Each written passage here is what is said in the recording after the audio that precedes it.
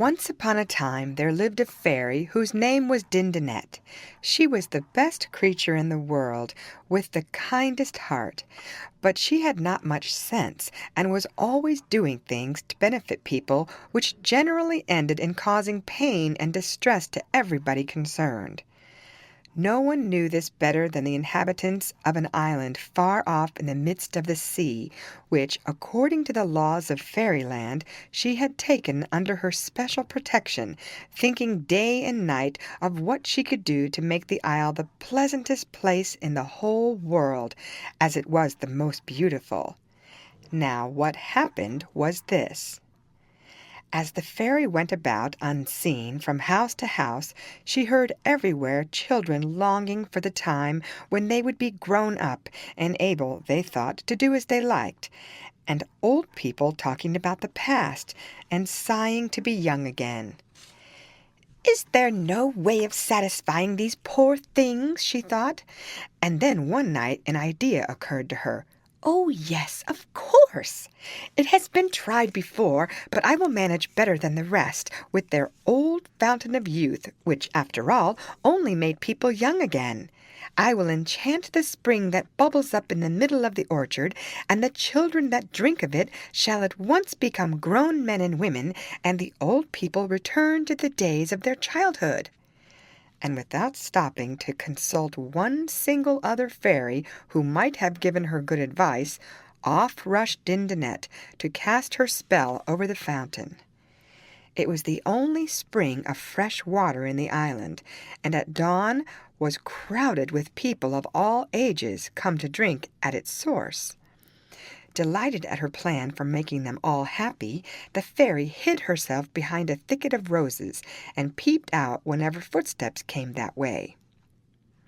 It was not long before she had ample proof of the success of her enchantments. Almost before her eyes, the children put on the size and strength of adults, while the old men and women instantly became helpless, tiny babies. Indeed, so pleased was she with the result of her work that she could no longer remain hidden, and went about telling everybody what she had done and enjoying their gratitude and thanks. But after the first outburst of delight at their wishes being granted, people began to be a little frightened at the rapid effects of the magic water. It was delicious to feel yourself at the height of your power and beauty, but you would wish to keep so always. Now this was exactly what the fairy had been in too much of a hurry to arrange, and no sooner had the children become grown up and the men and women become babies than they all rushed on to old age at an appalling rate. The fairy only found out her mistake when it was too late to set it right. When the inhabitants of the island saw what had befallen them, they were filled with despair, and did everything they could think of to escape from such a dreadful fate. They dug wells in their places, so that they should no longer need to drink from the magic spring, but the sandy soil yielded no water, and the rainy season was already past. They stored up the dew that fell, and the juice of fruits and of herbs, but all this was as a drop in the ocean of their wants. Some threw themselves into the sea, trusting that the current might carry them to other shores. They had no boats, and a few, still more impatient, put themselves to death on the spot. The rest submitted blindly to their destiny. Perhaps the worst part of the enchantment was that the change from one age to another was so rapid that the person had no time to prepare himself for it. It would not have mattered so much if the man who stood up in the assembly of the nation to give his advice as to peace or war had looked like a baby, as long as he spoke with the knowledge and sense of a full-grown man. But alas! With the outward form of an infant, he had taken on its helplessness and foolishness, and there was no one who could train him to better things. The end of it all was that before a month had passed, the population had died out, and the fairy Dindonette, ashamed and grieved at the effects of her folly, had left the island forever. Many centuries after, the fairy Selnozoura, who had fallen into bad health, was ordered by her doctors to make the tour of the world twice a week for change of air, and in one of these journeys she found herself at Fountain Island. Selnozoura never made these trips alone, but always took with her 2 children of whom she was very fond. Cornichon, a boy of 14, bought in his childhood at a slave market, and Toupette, a few months younger, who had been entrusted to the care of the fairy by her guardian, the genius Kristopo. Cornichon and Toupette were intended by Selnozoura to become husband and wife as soon as they were old enough. Meanwhile, they traveled with her in a little vessel, whose speed through the air was just 1,950 times greater than that of the swiftest of our ships. Struck with the beauty of the island, Selnozoura ran the vessel to ground, and leaving it in the care of the dragon which lived in the hold during the voyage, stepped on shore with her 2 companions. Surprised at the sight of a large town whose streets and houses were absolutely desolate, the fairy resolved to put her magic arts in practice to find out the cause. While she was thus engaged, Cornichon and Toupette wandered away by themselves, and by arrived at the fountain, whose bubbling waters looked cool and delicious on such a hot day. Scarcely had they each drunk a deep draught, when the fairy, who by this time had discovered all she wished to know, hastened to the spot. "Oh, beware, beware!" she cried, the moment she saw them. "If you drink that deadly poison, you will be ruined forever." "Poison?" answered Toupette. "It is the most refreshing water I have ever tasted, and Cornichon will say so too." "Unhappy children, then I am too late. Why did you leave me? Listen, and I will tell you what has befallen the wretched inhabitants of this island, and what will befall you too. The power of fairies is great," she added, when she had finished her story, "but they cannot destroy the work of another fairy. Very shortly you will pass into the weakness and silliness of extreme old age, and all I can do for you is to make it as easy to you as possible, and to preserve you from the death that others have suffered from having no one to look after them. But the charm is working already. Cornichon is taller and more manly than he was an hour ago, and Toupette no longer looks like a little girl." It was true, but this fact did not seem to render the young people as miserable as it did Selnozoura. "Do not pity us," said Cornichon. "If we are fated to grow old so soon, let us no longer delay our marriage. What matter if we anticipate our decay, if we only anticipate our happiness too?" The fairy felt that Cornichon had reason on his side, and seeing by a glance at Toupette's face that there was no opposition to be feared from her, she answered, "Let it be so, then, but not in this dreadful place. We will return at once to Bogota, and the festivities shall be the most brilliant ever seen." They all returned to the vessel, and in a few hours the 4,500 miles that lay between the island and Bogota were passed. Everyone was surprised to see the change which the short absence had made in the young people, but as the fairy had promised absolute silence about the adventure, they were none the wiser, and busied themselves in preparing their dresses for the marriage, which was fixed for the next night. Early on the following morning the genius Kristopo arrived at the court on one of the visits he was in the habit of paying his ward from time to time. Like the rest, he was astonished at the sudden improvement in the child. He had always been fond of her, and in a moment he fell violently in love. Hastily demanding an audience of the fairy, he laid his proposals before her, never doubting that she would give her consent to so brilliant a match.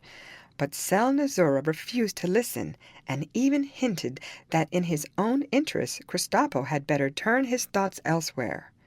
The genius pretended to agree, but instead he went straight to Toupette's room, and flew away with her through the window, at the very instant that the bridegroom was awaiting her below.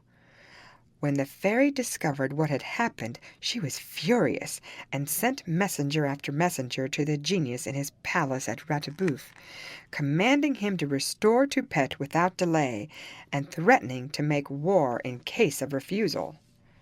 Kristopo gave no direct answer to the fairy's envoys, but kept Toupette closely guarded in a tower, where the poor girl used all her powers of persuasion to induce him to put off their marriage.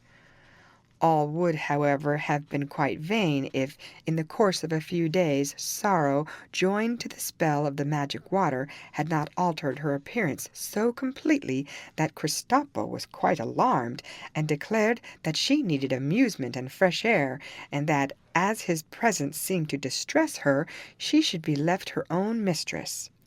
But one thing he declined to do, and that was to send her back to Bogota.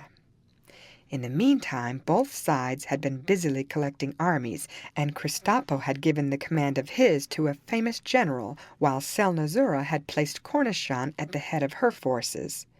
But before war was actually declared, Toupette's parents, who had been summoned by the genius, arrived at Ratibouf.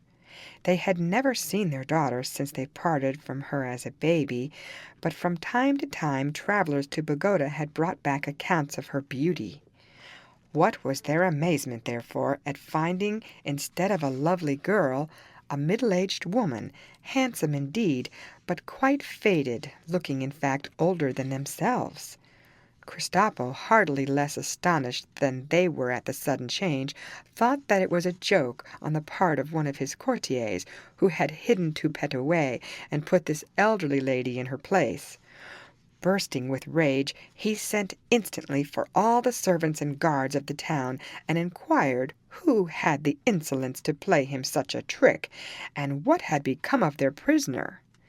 They replied that since Toupette had been in their charge, she had never left her rooms unveiled, and that during her walks in the surrounding gardens, her food had been brought in and placed on her table. As she preferred to eat alone, no one had ever seen her face, or knew what she was like. The servants were clearly speaking the truth, and Kristopo was obliged to believe them. But, thought he, if they have not had a hand in this, it must be the work of the fairy, and in his anger he ordered the army to be ready to march. On her side, Selnozoura of course knew what the genius had to expect, but was deeply offended when she heard of the base trick which she was believed to have invented. Her first desire was to give battle to Kristopo at once, but with great difficulty her ministers induced her to pause, and to send an ambassador to Kristopo to try to arrange matters. So the Prince Zepredy departed for the court of Ratibouf, and on his way he met Cornichon, who was encamped with his army just outside the gates of Bogota. The prince showed him the fairy's written order that for the present peace must still be kept, and Cornichon, filled with longing to see Toupette once more, begged to be allowed to accompany Zepredy on his mission to Ratibouf.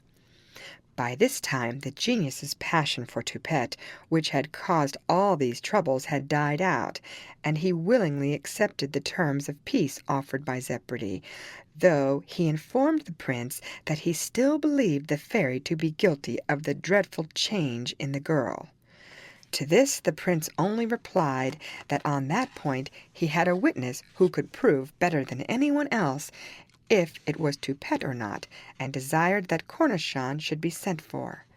When Toupette was told that she was to see her old lover again, her heart leapt with joy, but soon the recollection came to her of all that had happened, and she remembered that Cornichon would be changed as well as she. The moment of their meeting was not all happiness, especially on the part of Toupette, who could not forget her lost beauty, and the genius, who was present, was at last convinced that he had not been deceived, and went out to sign the treaty of peace, followed by his attendants. "Ah, Toupette, my dear Toupette!" cried Cornichon, as soon as they were left alone. "Now that we are once more united, let our past troubles be forgotten." "Our past troubles," answered she, "and what do you call our lost beauty and the dreadful future before us? You are looking 50 years older than when I saw you last, and I know too well that fate has treated me no better." "Ah, do not say that," replied Cornichon, clasping her hand. "You are different, it is true, but every age has its graces, and surely no woman of 60 was ever handsomer than you. If your eyes had been as bright as of yore, they would have matched badly with your faded skin. The wrinkles which I notice on your forehead explain the increased fullness of your cheeks, and your throat in withering is elegant in decay. Thus the harmony shown by your features, even as they grow old, is the best proof of their former beauty." "Oh, monster!" cried Toupette, bursting into tears. "Is that all the comfort you can give me?" "But, Toupette," answered Cornichon, "you used to declare that you did not care for beauty as long as you had my heart." "Yes, I know," said she, "but how can you go on caring for a person who is as old and plain as I?" "Toupette, Toupette," replied Cornichon, "you are only talking nonsense. My heart is as much yours as ever it was, and nothing in the world can make any difference." At this point of the conversation the Prince Zepredy entered the room, with the news that the genius, full of regret for his behaviour, had given Cornichon full permission to depart for Pagoda as soon as he liked, and to take Toupette with him, adding that, though he begged that they would excuse his taking leave of them before they went, he hoped before long to visit them at Pagoda. Neither of the lovers slept that night, Cornichon from joy at returning home, Toupette from dread of the blow to her vanity which awaited her at Pagoda. It was hopeless for Cornichon to try to console her during the journey with the reasons he had given the day before. She only grew worse and worse, and when they reached the palace went straight to her old apartments, entreating the fairy to allow both herself and Cornichon to remain concealed and to see no one. For some time after their arrival the fairy was taken up with the preparations for the rejoicings which were to celebrate the peace, and with the reception of the genius, who was determined to do all in his power to regain Selnozoura's lost friendship. Cornichon and Toupette were therefore left entirely to themselves, and though this was only what they wanted, still they began to feel a little neglected. At length, one morning, they saw from the windows that the fairy and the genius were approaching, in state, with all their courtiers in attendance.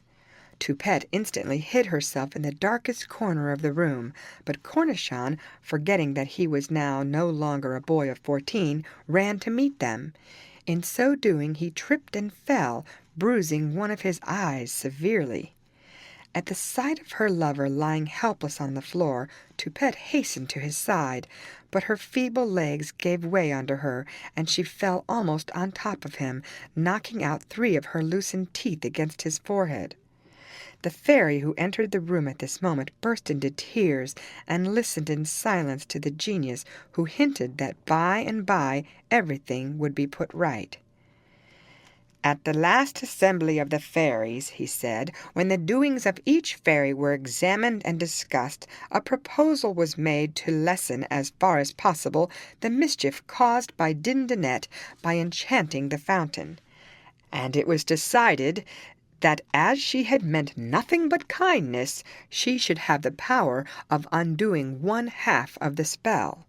Of course, she might always have destroyed the fatal fountain, which would have been best of all, but this she never thought of.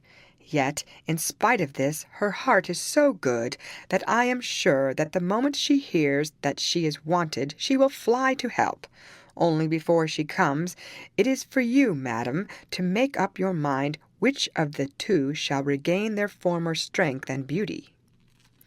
At these words the fairy's soul sank. Both Cornichon and Toupette were equally dear to her, and how could she favour one at the cost of the other? As to the courtiers, none of the men were able to understand why she hesitated a second to declare for Toupette. while the ladies were equally strong on the side of Cornichon. But, however undecided the fairy might be, it was quite different with Cornichon and Toupette. "Ah, my love," exclaimed Cornichon, "at length I shall be able to give you the best proof of my devotion by showing you how I value the beauties of your mind above those of your body. While the most charming women of the court will fall victims to my youth and strength, I shall think of nothing but how to lay them at your feet and pay heartfelt homage to your age and wrinkles." "Not so fast," interrupted Toupette. "I don't see why you should have it all. Why do you heap such humiliations upon me? But I will trust to the justice of the fairy, who will not treat me so." Then she entered her own rooms and refused to leave them, in spite of the prayers of Cornichon, who begged her to let him explain. No one at the court thought or spoke of any other subject during the few days before the arrival of Dindonette, whom everybody expected to set things right in a moment. But alas, she had no idea herself what was best to be done, and always adopted the opinion of the person she was talking to. At length a thought struck her, which seemed the only way of satisfying both parties, and she asked the fairy to call together all the court and the people to hear her decision. "Happy is he," she began, "who can repair the evil he has caused, but happier he who has never caused any." As nobody contradicted this remark, she continued, "To me it is only allowed to undo one half of the mischief I have wrought. I could restore you your youth," she said to Cornichon, "or your beauty," turning to Toupette. "I will do both, and I will do neither." A murmur of curiosity arose from the crowd, while Cornichon and Toupette trembled with astonishment. "No," went on Dindonette, "never should I have the cruelty to leave one of you to decay, while the other enjoys the glory of youth. And as I cannot restore you both at once to what you were, one half of each of your bodies shall become young again, while the other half goes on its way to decay. I will leave it to you to choose which half it shall be. If I shall draw a line around the waist, or a line straight down the middle of the body." She looked about her proudly, expecting applause for her clever idea, but Cornichon and Toupette were shaking with rage and disappointment, and everyone else broke into shouts of laughter. In pity for the unhappy lovers, Selnozoura came forward. "Do you not think," she said, "that instead of what you propose, it would be better to let them take it in turns to enjoy their former youth and beauty for a fixed time? I am sure you could easily manage that." "What an excellent notion!" cried Dindonette. "Oh, yes, of course, that is best. Which of you shall I touch first?" "Touch her," replied Cornichon, who was always ready to give way to Toupette. "I know her heart too well to fear any change." So the fairy bent forward and touched her with her magic ring, and in one instant the old woman was a girl again. The whole court wept with joy at the sight, and Toupette ran up to Cornichon, who had fallen down in his surprise, promising to pay him long visits and tell him of all her balls and water parties. The two fairies went to their own apartments, where the genius followed them to take his leave. "Oh, dear!" suddenly cried Dindonette, breaking into the farewell speech of the genius. "I quite forgot to fix the time when Cornichon should in his turn grow young. How stupid of me! And now I fear it is too late, for I ought to have declared it before I touched Toupette with the ring. Oh, dear! Oh, dear! Why did nobody warn me?" "You were so quick," replied Selnozoura, who had long been aware of the mischief the fairy had again done, "and we can only wait now till Cornichon shall have reached the utmost limits of his decay, when he will drink of the water and become a baby once more, so that Toupette will have to spend her life as a nurse, a wife, and a caretaker." After the anxiety of mind and the weakness of body to which for so long Toupette had been a prey, it seemed as if she could not amuse herself enough, and it was seldom indeed that she found time to visit poor Cornichon, though she did not cease to be fond of him or to be kind to him. Still, she was perfectly happy without him, and this the poor man did not fail to see, almost blind and deaf from age though he was. But it was left to Kristopo to undo at last the work of Dindonette, and give Cornichon back the youth he had lost, and this the genius did all the more gladly, as he discovered quite by accident that Cornichon was in fact his son. It was on this plea that he attended the great yearly meeting of the fairies, and prayed that, in consideration of his services to so many of the members, this one boon might be granted him. Such a request had never before been heard in Fairyland, and was objected to by some of the older fairies.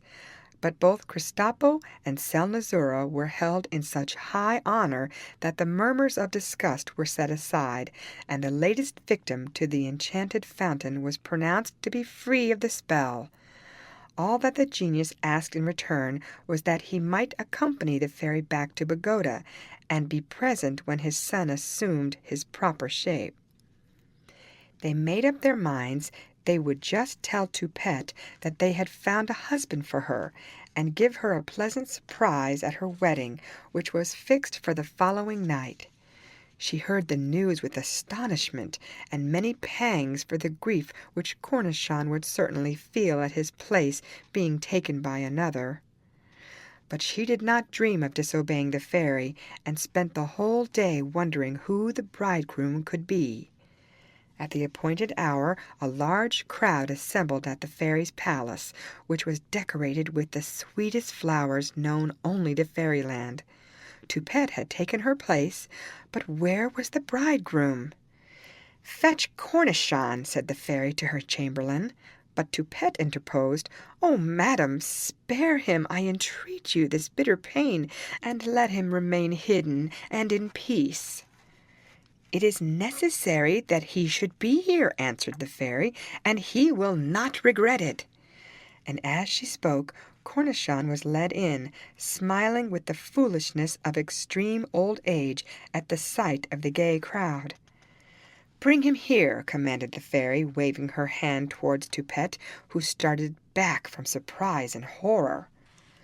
Selnozoura then took the hand of the poor old man, and the genius came forward and touched him 3 times with his ring, when Cornichon was transformed into a handsome young man. "May you live long," the genius said, "to enjoy happiness with your wife, and to love your father."